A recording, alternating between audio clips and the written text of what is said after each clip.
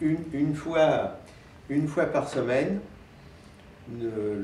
un convoi partait du poste de la première compagnie pour aller à Azazga, qui est une ville à environ 30 km du poste, pour aller chercher de la nourriture, des boissons, le courrier, etc.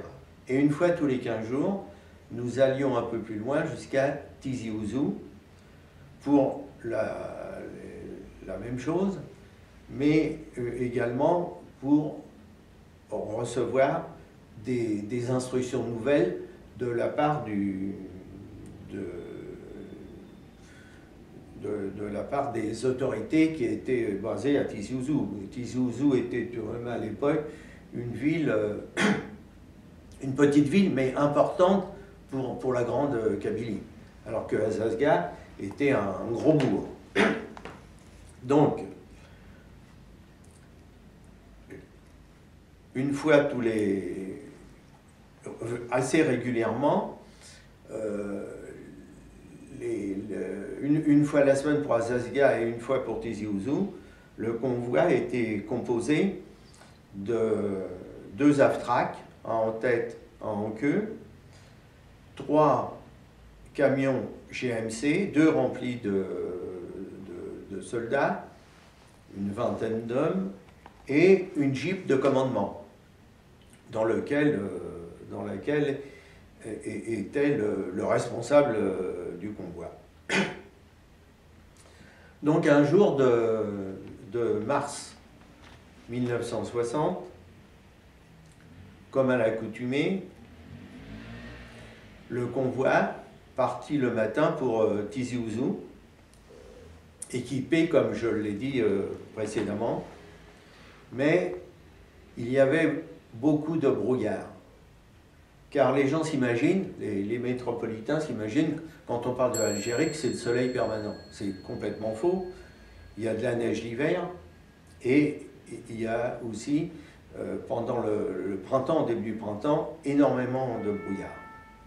Donc lorsque nous sommes partis le matin, nous n'avions pas d'avion pour nous protéger, car normalement tous les convois étaient protégés par ce qu'on appelait des peepers, c'était des avions légers, et aussi sur chaque piton, enfin sur de nombreux pitons, il y avait des équipes d'autres sections de chasseurs alpins qui nous protégeaient.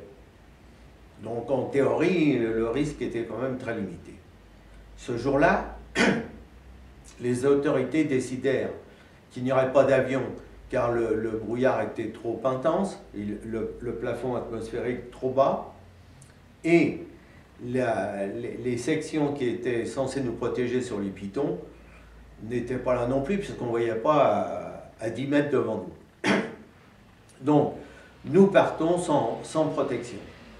Au bout de 2-3 km, la route était, pas la route, c'était pas des routes, la piste était infranchissable, car il y avait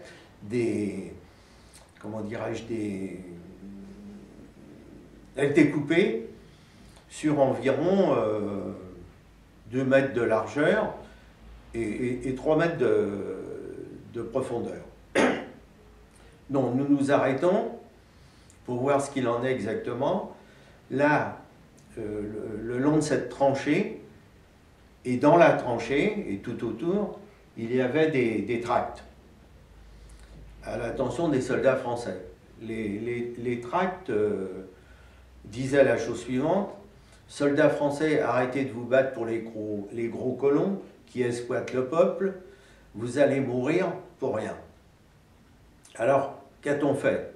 Le responsable du convoi a décidé de monter dans le village le plus proche, qui était environ 1 km. Nous avons réquisitionné des villageois et leur avons demandé de reboucher les tranchées.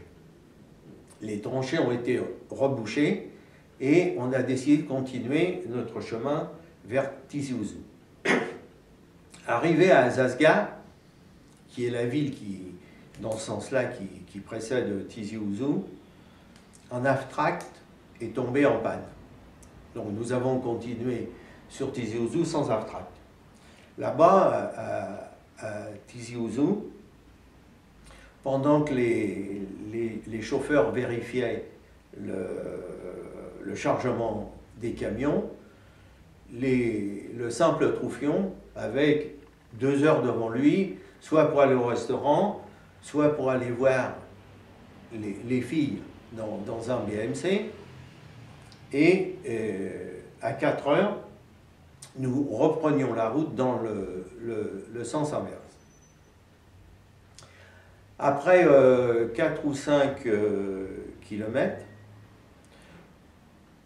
ce que j'ai oublié de dire, c'est que le brouillard était toujours aussi intense, donc pas de protection par l'aviation, pas de protection par les sections sur les pitons le long de la piste. Et après 3 ou 4 kilomètres, nous tombions en embuscade. Mais en plus du brouillard, nous avons eu la pluie, une pluie diluvienne, si bien que normalement la prudence aurait voulu que les camions soient débâchés.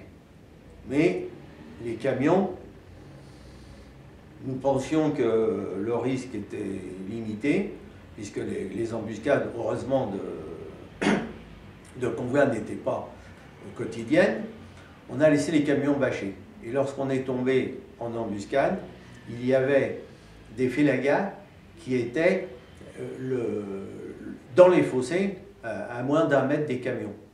Donc là, ils ont tiré sur les camions, sur les bâches, partout. Ça a duré 10 secondes. Mais en 10 secondes, et ils ont replié. Ensuite, quand ils se sont repliés, de plus loin, il y avait des mitrailleuses ennemies qui tiraient sur les camions pour protéger la fuite des félagas. Rapidement, nous avons, pour ceux qui n'ont pas été blessés ou tués dès la première attaque, ont sauté des camions, se sont mis à plat ventre et ont commencé à riposter. Le responsable du convoi a appelé des sections du 27e bataillon de chasseurs alpins qui étaient dans des villages ralliés, pas très loin de l'endroit où nous étions, pour demander du renfort. Et ces gens-là ne pouvaient pas beaucoup nous aider, sinon de venir sur place directement, car utiliser la mitrailleuse dans le brouillard, ça ne sert à rien, et il a fallu quand même attendre une demi-heure, 1 heure. Donc pendant une demi-heure, 1 heure, nous avons échangé des coups de feu entre les rebelles et nous. L'aviation ne pouvait pas venir, puisque toujours le brouillard. Donc ce laps de temps nous a paru, enfin personnellement m'a paru interminable. Surtout de voir des copains qui ne bougent plus à côté de soi, ou d'autres avec la tête en sang, c'est pas toujours très... Mais d'un autre côté, ça nous stimulait pour combattre. Ensuite, au bout d'environ 2 heures, le brouillard s'est légèrement levé et des hélicoptères ont pu venir nous secourir d'Alger de Tizi Ouzou. Et malheureusement, ont dû emmener les morts et les blessés dans les hôpitaux d'Alger de Tizi Ouzou. Ce jour-là, il y a eu quand même 7 morts.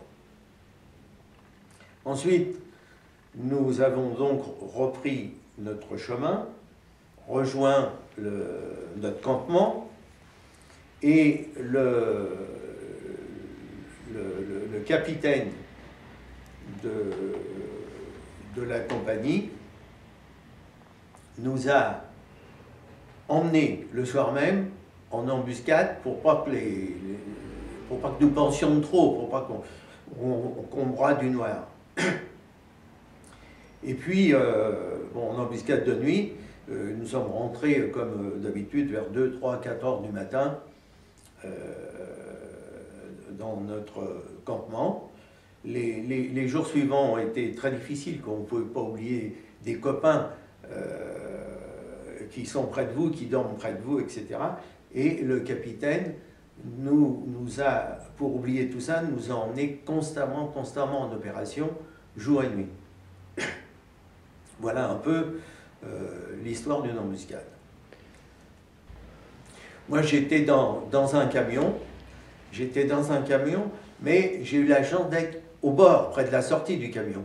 C'est-à-dire, j'ai pu tout de suite sauter, me mettre au sol et tirer de là où je ne voyais rien, mais je voyais, j'entendais d'où venaient les balles. Donc j'ai tiré dans cette direction. Pendant ce temps-là, d'autres ont aidé les blessés à sortir des camions. Les morts, on ne pouvait rien faire. Donc on les a laissés dans le camion en attendant que la situation devienne plus calme. On passait tout le temps. On partait le matin, on rentrait le soir, il n'y avait qu'une seule piste. Donc les camions étaient obligés de passer par le retour. Seul parfois l'horaire pouvait être un peu différent, mais enfin, suivant ce que nous avions à faire à Tizi Ouzou. Mais là, du moment qu'un convoi allait vers Tizi Ouzou, on savait que le convoi reviendrait et passerait par la même piste, puisqu'il n'y avait qu'une piste.